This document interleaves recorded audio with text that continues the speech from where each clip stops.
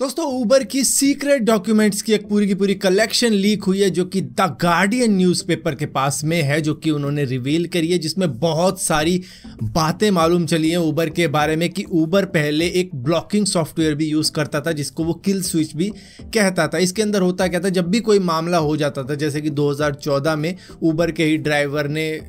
दुष्कर्म किए थे एक महिला के साथ में इंडिया के ही अंदर, जहां पर उसके बाद में इन्होंने गवर्नमेंट को रिप्लाई वगैरह देना बंद कर दिया था। वो इसी किल स्विच की वजह से था और अपने स्टाफ को भी इन्होंने कह दिया था कि कोई कांटेक्ट मत रखना और बातचीत भी होती है तो उसके अंदर तुम्हें बस ना ना ना यही सब सारी चीज़ें करनी है और सारा इल्ज़ाम गवर्नमेंट के ऊपर ही डालना है कि तुमने ऐसे बंदे को लाइसेंस ही क्यों दे रखा था जिसके ऊपर पहले भी इस तरीके के इल्ज़ाम लगे हुए थे, उसका तो लाइसेंस वहीं पर रद्द हो जाना चाहिए था। तो ये सारी बातें थी कि इन्होंने अपने ऊपर ब्लेम ना लेके सारा का सारा ब्लेम गवर्नमेंट के ऊपर ही डालना था। ये भी प्लानिंग मालूम चली थी। और 2016 के वक्त में जो इनके एक्स सीईओ थे ट्रेविस कैलनिक, उनका भी ये कहना था कि भैया जो बाइडेन, उस वक्त में तो खैर ये बिजनेसमैन थे, प्राइम मिनिस्टर नहीं थे यूएस के, तो उस वक्त में इन्होंने कहा था कि जितना लेट जो बाइडेन आते हैं उतना ही कम टाइम उनको मिलना चाहिए मेरे साथ में बात करने के लिए। और यहाँ पर बात इतनी ही नहीं है, इनके खुलासे और भी आने हैं क्योंकि 1,24,000 ऐसी डॉक्यूमेंट्स है जो कि लीक हुई है।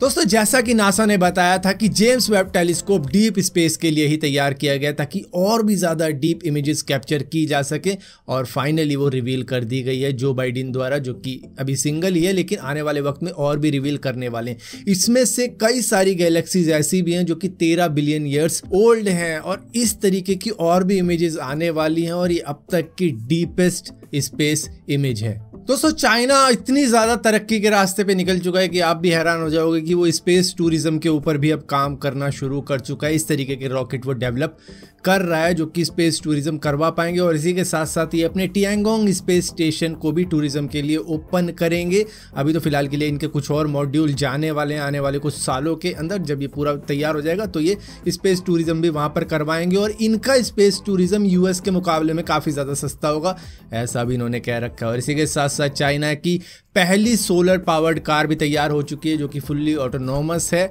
जिसका नाम रखा गया है टिएनजिन सोलर कार। दोस्तों हम में से बहुत सारे लोग ट्विटर को कुछ उस तरीके से यूज नहीं करते जिस तरीके से बहुत से लोग करते हैं। जैसे कि किसी की ट्रैफिक कंप्लेंट करनी हो, कोई मतलब गलत कर देता है रोड पे चलते हुए, तो आप उसकी वीडियो बना सकते हो और उसके बाद में वहाँ की अपने स्टेट की ट्रैफिक पुलिस को दिखा सकते हो ट्विटर के ऊपर। और इसी तरीके से ही सेम चीज़ करी है एक बंदे ने जो कि कर्नाटका संपर्क क्रांति एक्सप्रेस में जा रहा था। अब उसने रूट चेंज कर लिया। अब जैसे ही रूट चेंज हुआ इसको लगा कि ट्रेन हाईजैक हो चुकी है, जिसके बाद में इसने ट्विटर पे ही मैसेज कर दिया वहां की रेलवे को कहते हुए कि भैया हमारी ट्रेन हाईजैक हो चुकी है, हमारी हेल्प करो। और वहीं पर इसको रिप्लाई मिलता है कि चिंता ना कर, ट्रेन को डाइवर्ट किया गया है,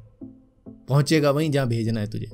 दोस्तों अभी आपने न्यूज़ सुनी होगी कि दिल्ली के अंदर किसी मेट्रो स्टेशन पे काफ़ी ज़्यादा भीड़ हो गई थी, उसके बाद में उस यूट्यूबर को अरेस्ट कर लिया गया था। लेकिन यहीं पर केरला का एक लुल्लू मॉल है जहां पर आधी रात को 50% का डिस्काउंट की स्कीम चलाई गई थी, जहां पर तिरुवनंतपुरम में और कोच्चि में इतनी ज़्यादा भीड़ हो गई थी इस मॉल के अंदर कि ऐसा लग रहा था ये चीज़ें खरीदने नहीं आए, ये चीज़ें लूटने आए हैं। कहीं पे दंगे फसाद हो जाते हैं तब मॉल को लूटा जाता है, तो ये उसी तरीके से आए हैं। मतलब इतनी ज़्यादा भीड़ हो गई थी इस लुल्लू मॉल के अंदर कि क्या बताएं। लेकिन एक और बात मैं कहना चाहूँगा कि ये जो 50% का डिस्काउंट वगैरह ये हमारे इधर भी चलता रहता है, आपके उधर भी चलता होगा और मे भी आप में से कोई शायद भाव भी ना देता हो, क्योंकि जब वहाँ पर पहुँचते हैं और वो 50% का डिस्काउंट देखते हैं कि भाई पैंट 8,000 की थी अब 4,000 की कर दी, 50% डिस्काउंट। जबकि वो 4,000 की पैंट भी हमको ऐसे लग रही होती है कि ये तो यार 500-700 में मिल जाती,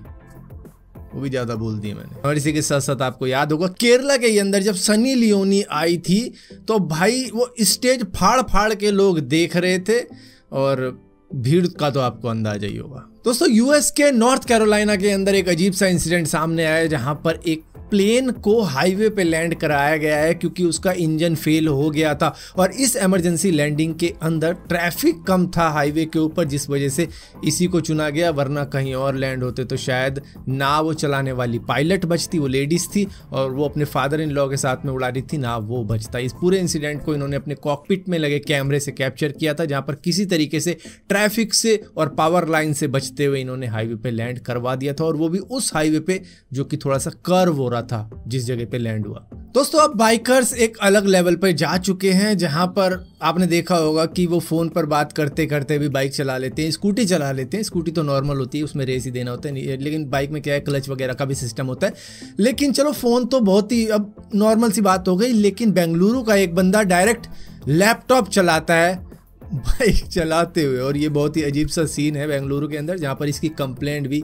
करी गई है कि ऐसा नहीं होना चाहिए रोड के ऊपर, क्योंकि अपने साथ साथ ये दूसरों की जान को भी रिस्क में डाल देता है। और इसी के साथ साथ दोस्तों बाइकर्स का खेल ही निराला है कि ट्रक के हॉर्न पे भी डांस कर सकते हैं। आज तक आपने देखा है किसी को ट्रक के हॉर्न पे डांस करते हुए, लेकिन कर्नाटका के अंदर ऐसा हुआ है।